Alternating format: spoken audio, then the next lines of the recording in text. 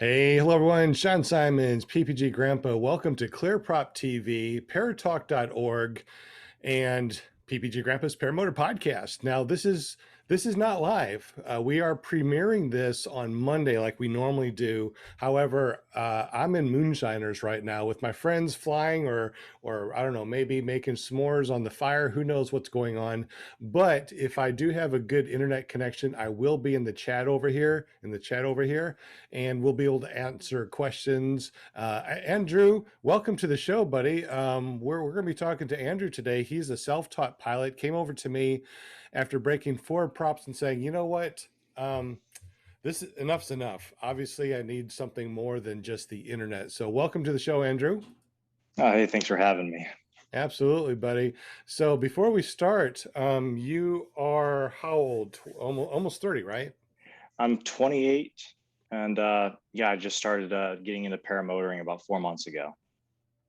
And you thought, man, this is great. You know, I can get up there and fly. This is great, but man, paramotor school is kind of expensive. So you decided to go the teach myself how to fly by using the internet. I don't know, YouTube. So what did you actually do as far as like trying to learn paramotors from the internet? I mean, did you get books? Was it just YouTube? Did you go to like how-to videos, or how'd that work out for you, bud? Pretty much all of the above. Mainly, I got a book. So when I bought my wing from the Facebook Marketplace, the guy who sold it to me also had a book. It wasn't the PPG Bible, but it was kind of a skim version of that. It was very informative, but it wasn't as good as PPG Bible. I used a lot of that, read through that book, used YouTube, a lot of forums. I followed the Facebook pages for all the PPG and just watch what people had to say, looked at their videos, things like that, and trial and error, I guess.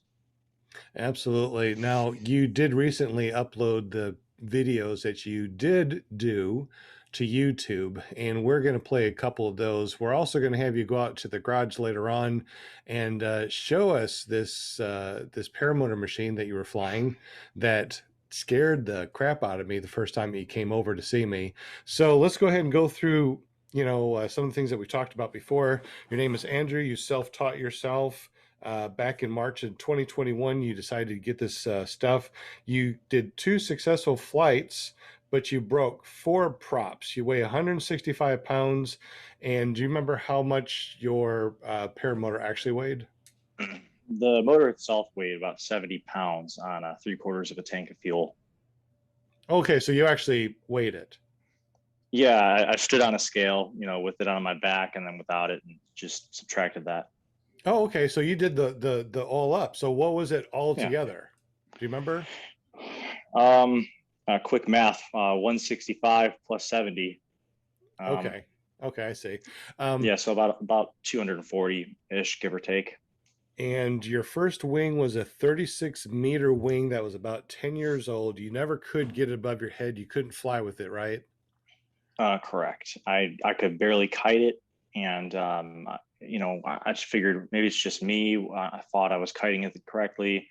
Didn't think twice about it being the wing. Never really thought about wing sizes or knowing what I actually need. And turns out in the end, it was the wing the whole time.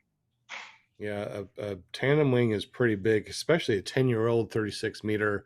I bet that was like trying to get an Afghan on rope up in the air, huh? Yeah, it was like flying the Titanic over my head. And I mean, I even thought about it. It was just so huge. And I'm like, man, this wing is massive. I can't wait to get off the ground in this. Nah, it should have been like half the size. Now, one of the cool things is I was watching your videos, and the first video that I saw that you uploaded was I got my motor, my first paramotor. Let me go ahead and bring this up real quick because this was pretty cool. Just because you won it on eBay, so you Yeah. didn't even get this off of like Facebook Marketplace. You won this off of eBay first, right? Yes. I didn't even know about any of the PPG pages on Facebook at the Okay. time. Okay, so the first one you got was okay, the 36-meter wing. Where'd you find that at then? I found that on the Facebook Marketplace. It was down in Louisiana, about a 4 hour drive from me. It's just like the stars just aligned for that one. But It yeah, kind of aligned when you found out that it was just too big for you. And then you won this. yeah, This is your paramotor that you won on eBay. So you're checking it out. Looks like it has pretty good throttle, pretty good power. I don't see a helmet. It looks kind of dangerous without that helmet. yeah. Well, I mean, this is just out of the box. I was just excited, put it on my back out in front of my house like a kid on Christmas. That's my dad in the background. I'm just, being silly, blowing the air and messing up my garage. You know, Looks like your dad was not too amused. yeah. I mean, he was laughing, but he was like thinking more like, man, he's gonna get himself killed. Most definitely. So by this time, you got yourself. Now this is with this paramotor, the first paramotor that you got right there. You still had the 36 meter, and you tried to fly it with that 36 meter. Is that correct? Yeah, didn't work out well at all. Yeah, I got off the ground with it once about 6 feet in the air. I came up about 6 feet, came back down, landed on my feet. Essentially, it stalled, um, based on the size of the wing. I'm assuming. Okay. And then you got rid of the 36 meter, and you found a smaller wing that was 20 years old. Tell me about that wing. Yeah, so I posted the 36 meter and said I wanted to trade it for something smaller, and ended up trading it, some guy down in Florida. Yeah, this new wing was, well, new to me. It's 20 years old, 30 meters. And when I first pulled it out of the box and, kited it, it was a night and day difference between the 36 meter and that one, you know. So I learned to kite that wing, but it was still really hard to get up. I had to really put my back into it to pull it up. And I just thought, well, this is just how wings are supposed to be. I thought it was perfectly normal. And once again, it's just me, not the wing, thinking I had the right equipment. And here is your first broken prop. Let's take a look Yep. at this real quick. I don't have the sound on, so tell me what's going on real quick. So that's the 36 meter wing. That was actually, I Oh, think, my second time out in the field, and I had my friend recording me. And that's me not getting off the ground, but it's, uh, yeah, try to reverse launch. Right about here, I felt the wing yank me to the left, and I lost my brake, and I should have bailed, but I just went for it. And I think I got too excited, and I kind of jumped. You can see my legs go out in front of me. And obviously, I fell right back on fell on my butt and hit the prop. okay. Well, I see a bunch of pieces of your paramotor in front of you too.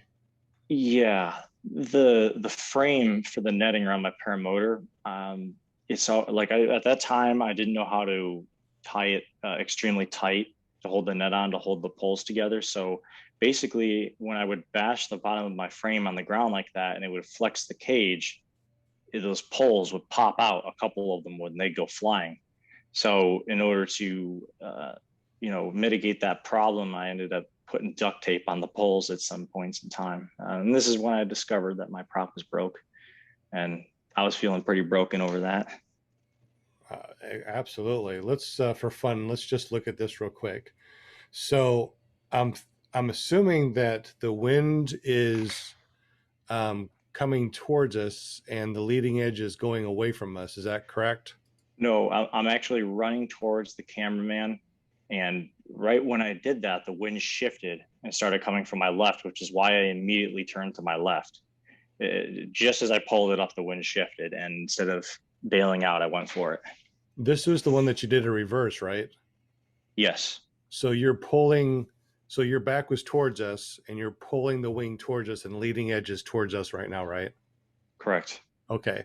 So you pull it up above your head, and then it looks like it does, wow, a complete turn. So you're following it, Right. and you slipped, and boom. Yeah, that's about it. I'm going to take a look at the way that you're doing reverse real quick, because I'm sure that people are curious to see what a self-taught pilot feels the correct way of holding a reverse is. Ah, So now, did you find this on the internet of how to do reverse, or did you just try to figure this out on um, your own? I think it was a mix of YouTube videos and trying to figure this out on my own. I mean, this was only my second time going out into the field to try it. And I mean, I changed up some things in the future and like different tactics, pretty much because this wing was so big. The only way that I was ever able to get it up in the air over my head was a reverse. Once I went to the smaller wing, the 30 meter, I was able to attempt forward launches. So these are just me trying to get this wing up, and this was the only way to do it. Okay. It looks like you lost your brake there. Yeah. I am so sorry that happened to you.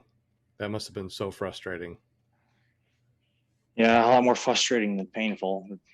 I was ignoring the pain. I was just mad that it happened. Now, you did not get hurt on any of these um, No, I had some challenges. cuts and scrapes, and that's about it.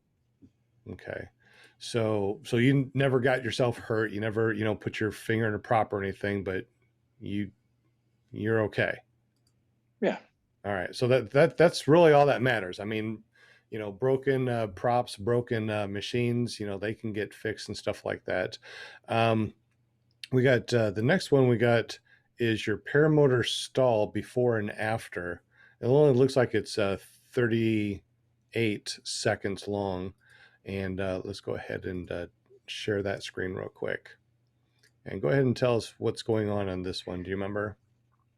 Yeah. If you don't have the sound for it, No. this is actually a Snapchat I was sending to a buddy while I was out in the field. I was setting up. A couple things went wrong. The rope on my pole start broke while I was out there, and instead of going packing it up and going to rebuild the pole start, I tied the rope together in a knot so I could get it started again.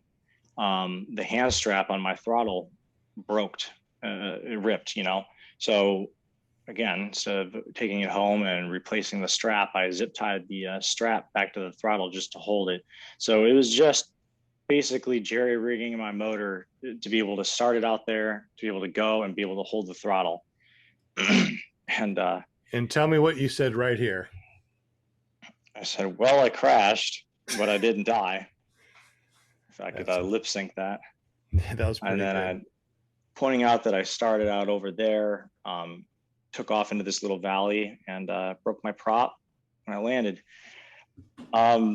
Reason why I actually crashed wasn't really to do with me jerry rigging the equipment. That was mostly cosmetic. I actually took off on the first go. I took off directly into the wind, and there's this small valley there that you saw with a little creek bed at the bottom. And when I took off into the wind, I immediately went up in the air, and I'm thinking, wow, first try, I'm up. Here we go.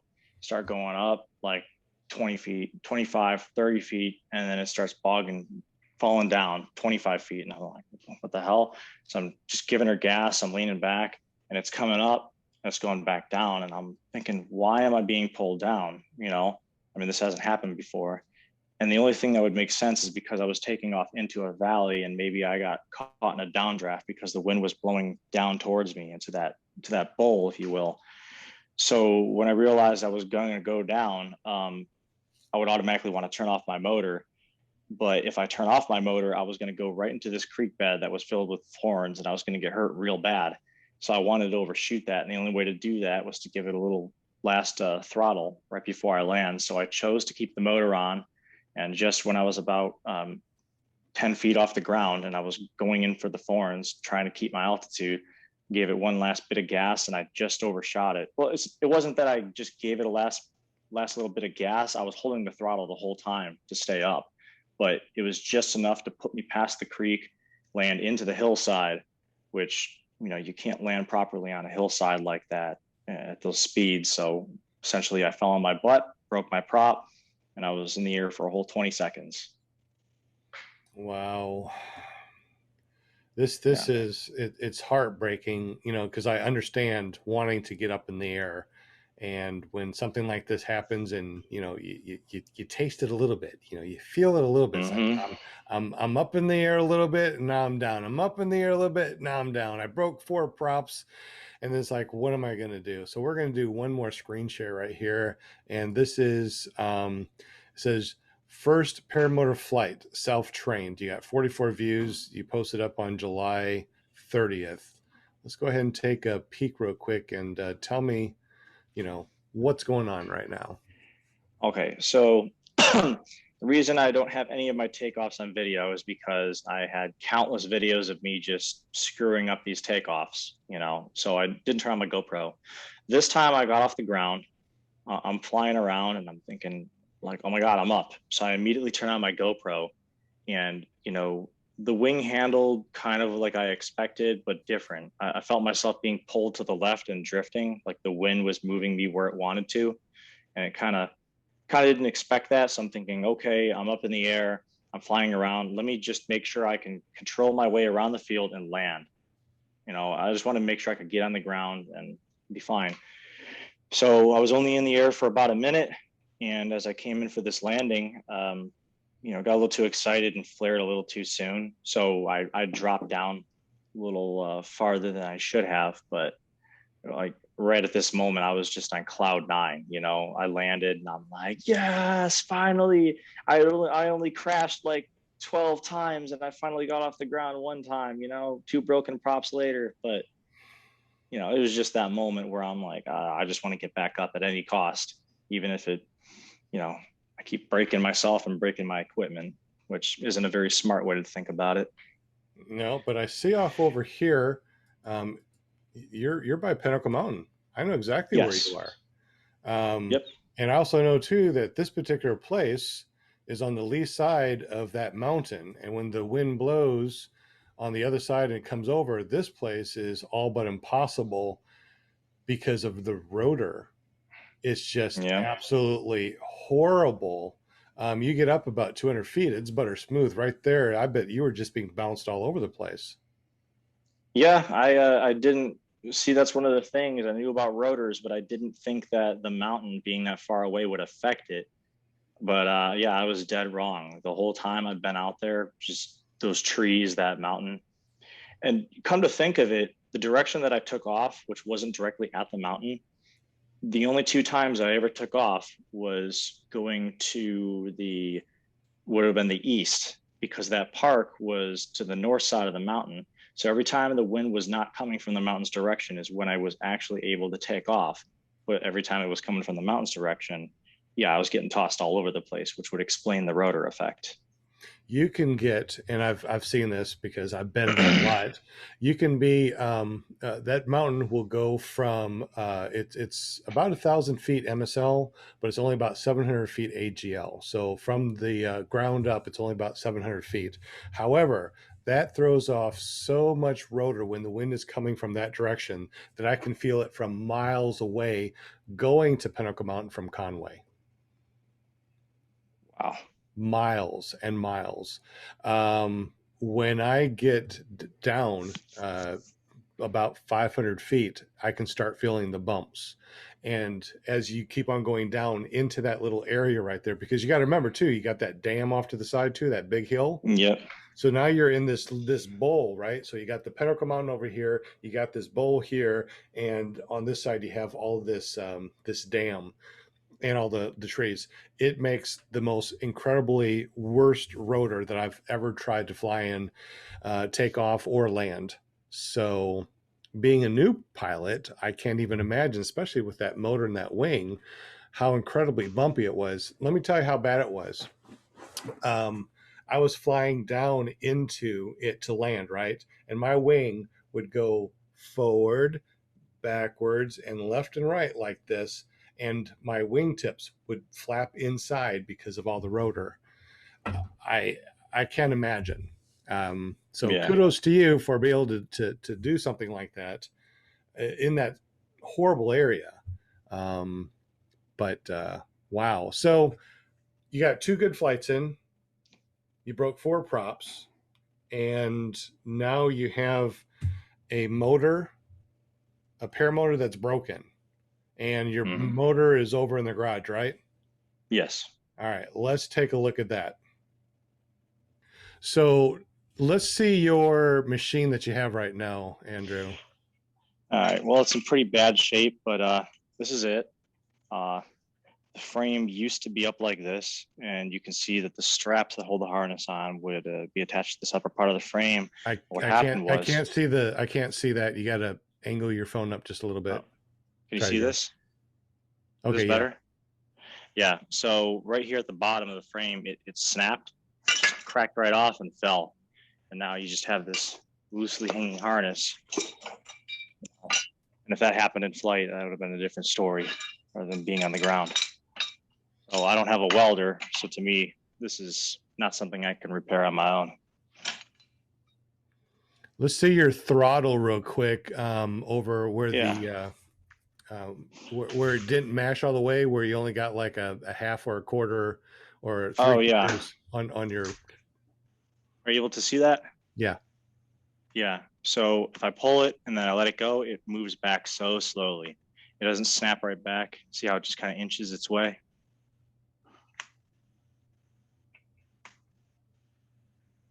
Yeah. And you can tell that I should have a lot more pull, but it's only going maybe 80% of the way. Are you able to see that? Yeah, if I start to talk, then I can't see it because then it goes back to me. It's speaker Oh, view. okay. Oh, I got you.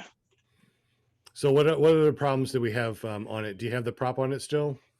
No, I don't have the prop on it still. I sent that last one off to be repaired, and I decided to cancel on repairing it because I'm going to just get rid of this machine and invest in something more reliable for myself. Let's see the springs that attach your exhaust. Okay. The springs, so Can't see super it. loose.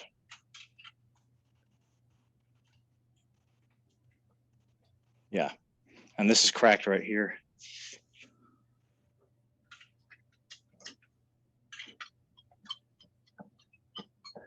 Also, while we're here, here's a few of my broken props.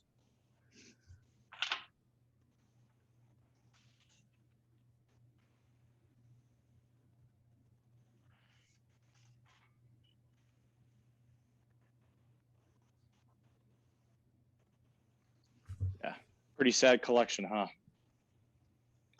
It happens to the best of us. Anything else that you want to show us on the paramotor? What was that? Was there anything else that you want to show us on the paramotor that wasn't working very well? No, I think that's about it. Most of it's cosmetic, but as far as well, oh, actually, there is one more thing. So when my kill switch stopped working, I couldn't figure out where it was shorting. So what I did was I installed a aftermarket cable. It was a throttle cable I got from Home Depot, and I connected it to the choke so that way I could choke out the engine to kill it. And I put the switch around behind my back and kind of by my left thigh, so I'd have to reach behind me. And here it is. So here you can see the choke, and I ran a cable through here, and the cable goes down and behind to this little kill switch. So that would kill it. I would turn it on.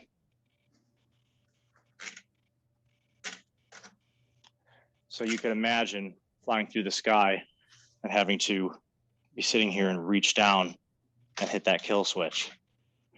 I mean, it does its job, but it's definitely not safe. So that's a very interesting your paramotor itself and um, reaching down and trying to hit that kill switch and using the choke and it just didn't seem and with that thing that broke right behind you and the seat fell. Can you imagine if you're up in the air and that happened? That would have been horrible. We wouldn't be talking right now. I wouldn't be here. No, no, it was awful. So you decided to search for a paramotor instructor, and how'd that go? It was just by chance. My neighbor across the street, he saw I had a paramotor, and he was someone who worked with you back then. He's like, "Hey, Sean in Conway, have you talked to him?" Like, there's an instructor in Conway. Yeah, I thought I was alone out here. I didn't know anybody else did paramotor, let alone instructing. It sounded like I would have to drive to Dallas, a few times and spend $2,500, and I can't do that. But as soon as I found out about you, um, yeah, I waited about a week, and then all this happened with me breaking my last prop. I'm like, okay, yeah, I can't take this anymore. I got to talk to an instructor.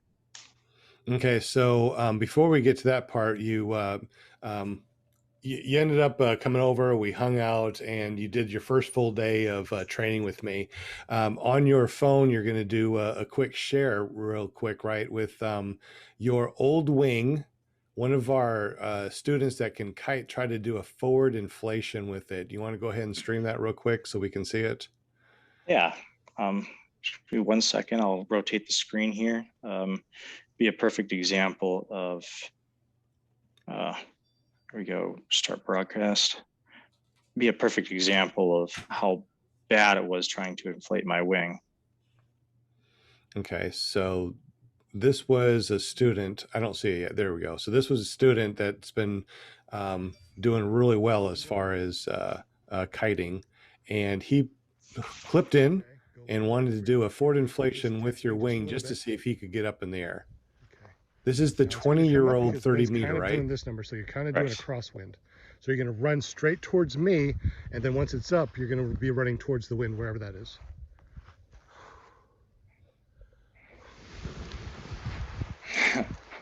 I was like, you're doing big ears, and he was holding onto the A's the Look at entire that. time. Watch your wingtips. Let it out. Wow.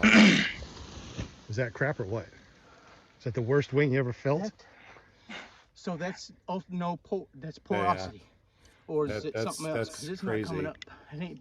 And you had your A's full. Yeah. So the A's were like pulled the entire time, and there was just nothing, just absolutely nothing. So what we're going to do Is is it we're no going to. longer? What's Is it that? still screen sharing? I'm sorry. No. Is it still screen sharing, or is it good now? All right, cool. Yeah, it's good. So what we're going to do now is we're going to look at another video that we got here. I actually got some of those videos. So let's go ahead and take this. This is the guy that was trying to get your wing and did that forward inflation. So he's going to try to do a hand kiting. And we're going to see what that looks like with him trying to hand kite the wing. This is your 20-year-old wing. No, that's his wing. Oh, this is his wing. Yeah, that's the WTF wing. Oh, okay, yeah. So this is his old wing because he originally decided to self-train before he came to see me too. So okay, so he was actually able to get his old wing up in the air, but it was crap. Thanks for letting me see that. Let's see. This is you kiting the Jin. So let's go ahead and screen share this real quick. So this was like the first time you popped over here.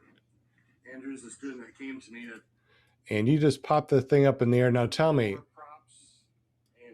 how awesome was this? What was the difference between this and your wings?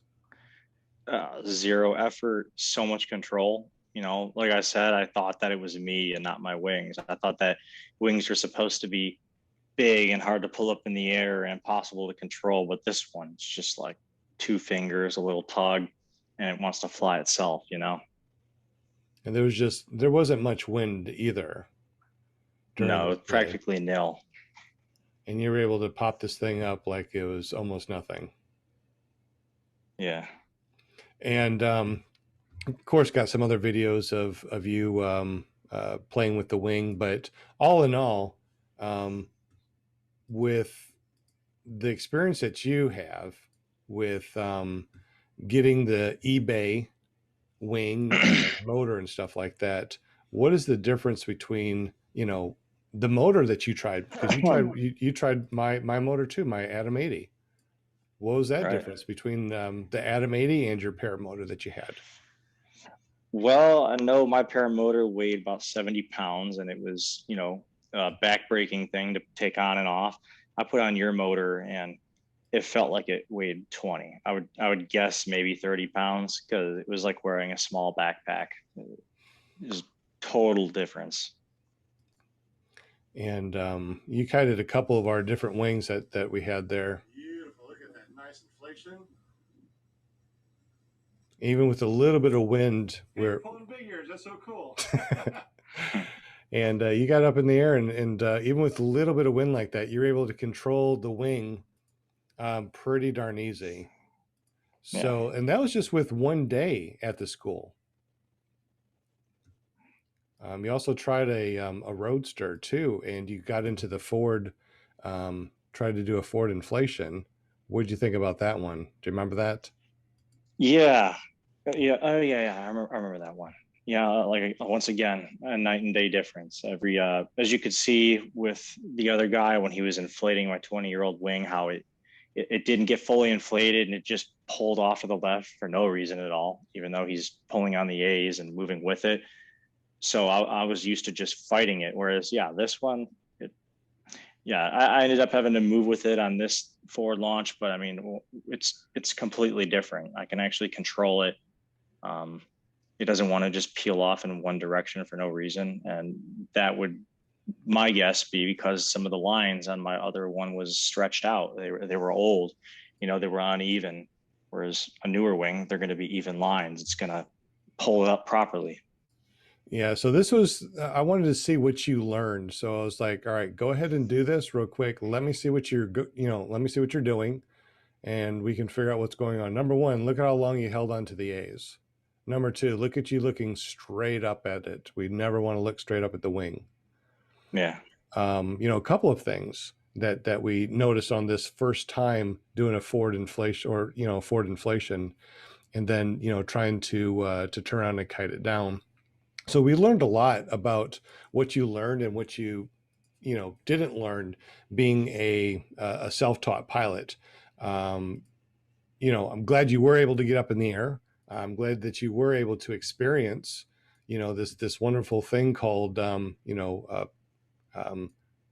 paramotoring, and you decided to come over and actually, get training. Now that first day that you trained with us, what are some of the things that you learned that you didn't even know that you didn't know that first day? Do you remember? I know that we talked about this a couple of times.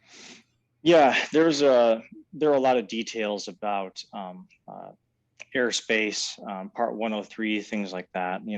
I wouldn't say that I thought I knew everything, but there was a lot of important things that I didn't realize that were very important to flying and following the law. There was that, just the way that I would forward inflate, like just strapping in, right? For example, when I would strap in on a forward inflation or a forward launch, it was just like this whole project where I'm, kind of picking it up, and then I got to make sure they're not twisted incorrectly when I put them over my shoulder, the risers rather, where you showed me, hey, just reach down, pick it up, and the way your hand turns, that's where you clip in, where you use your opposite hand. It's simple things like that that made a long process for myself, turns it into a 2-second process all of a sudden. Exactly. And we're showing you being able to take this wing up in some pretty rowdy air, because I think about this time it was midday, so we did get some thermals that were whipping through here. And when it whipped around, you're able to almost do a cobra and bring it back up. So it came down a little bit. Had one Oh side yeah. going up. I was telling you which way to turn, which way to go to pull, and you were almost able to do cobra and bring that wing back up, but you were able to control it pretty darn quick, you know, which was really awesome. Yeah, and if this is something that happened to me before I came and talked to you, I would have, it would have twisted up. I would have been pissed off, and then I would have had to, reset everything. I wouldn't have been able to even think it was possible to reinflate something like that. and then bringing your wing down nice and gently. We worked on that to where you just set it down nice and gently and fold it back into a wall, which makes it easy to, go and take a forward or reverse inflation and go for a launch. But of course, obviously, you were hand kiting. Did you ever do any hand kiting, or were you connected to your paramotor when you were kiting originally? Do you remember? With the 36 meter, and that was the first wing I had, I didn't understand how hand kiting worked. When I first went out there, I took, one riser, and both hands, not the A's, or the brakes separately, just grab the risers and pull them up. And obviously, it's going to twist up and go every which way. I'm thinking, what am I doing wrong? Eventually, I started clipping into the harness of my paramotor. Then when I realized that wing was too big and I went to the 30 meter, that's around the time I learned, from YouTube how to hand kite. But I wasn't able to keep my wing up in the air even close to as long as when I was training with you, because I was just out there pulling and trying to keep it up. And then one way or another, after a few seconds, the wind would take it and I wouldn't know how to correct it. But, when you showed me about like keeping it like it's on a stick, one's forward in front of the other, back and forth like that, like a steering wheel. If you want the wing to move in one direction, you have to move the opposite direction or follow it. Little simple things like that. I could keep the wing in the air as long as I want. Absolutely, absolutely. And also too, just so you know, you can keep the risers apart and hand kite it like this. That's just a little bit more advanced than the way I was teaching you. That it's easy to start like this, so you have more control and understand, what the wing is doing underneath this pendulum. I didn't even know that. Absolutely. Yep. A lot of things, unfortunately, we don't know until we get to an instructor. Now, if you went to instructor first before you bought gear, and you were able to use the instructor's gear, their wing and their motor and stuff, would you ever have considered purchasing the stuff that you did purchase before coming to see me? Not even a little bit. Not even a little bit. What's the No. difference between like the stuff that we used at the school and the stuff that you bought on eBay? It was newer, it was lighter, it was the right size. It was I could actually control it. It inflated easy, barely any effort to pull it over my head. Even things like the riser lines on my old equipment being stretched out, I didn't know that was a thing, So yeah, I wouldn't even. I would have looked at the equipment I have now, just knowing what I know now, and been like, yeah, I'm good. Yeah, on your first day at the school, you would have looked at the stuff that you found on eBay and you would have said, that's not right. Now, remember when we looked in the garage just a little while ago, your carabiners were a high hang point and the carabiners touched.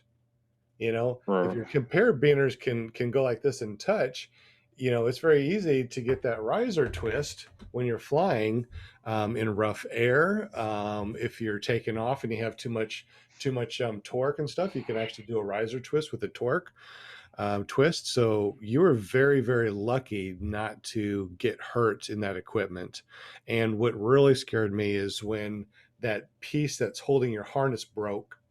You would have slipped down. The paramotor would have went up this way. You have been holding on to the brake lines as your paramotor was going above you like this, which would have gave you more pressure on the brake. You would have stalled it, and it would have been awful. So, phew!